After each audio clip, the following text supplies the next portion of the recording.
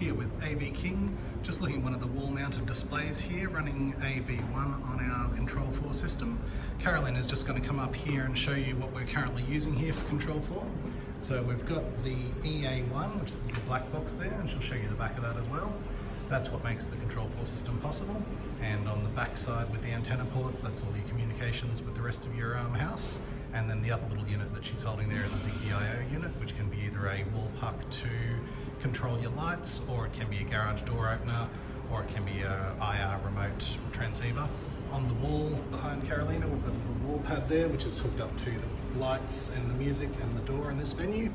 And here we've got the iPad running as the control unit. Now you'll notice here, excuse me, with the iPad, we've got the main zone set up at the moment, so we can turn off and on the lights here. And as you can see, it's pretty responsive. Plus we can adjust the volume of the media system. And we can do all that from any device, so the iPad can do the same thing, or your smartphone, etc.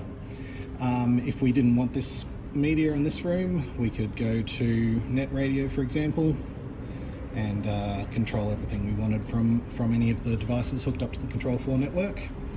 And from this unit, if we did change the station, for instance, Double J is quite popular in this office, it changes that unit, and it also changes the AV on the display, so you can see that display on the wall is now on the basically the internet radio station. And a lot of this can be controlled through your wall pads as well.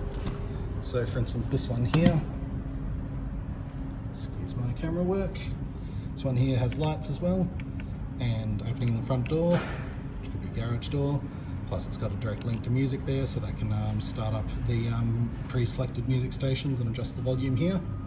So all of that's possible with Control4. This setup with one room could start from around about $2,000, and if you needed to add your lights as well, that would probably bring it up around $2,500. So it's quite affordable considering the level of technology included. Contact AV King for more information.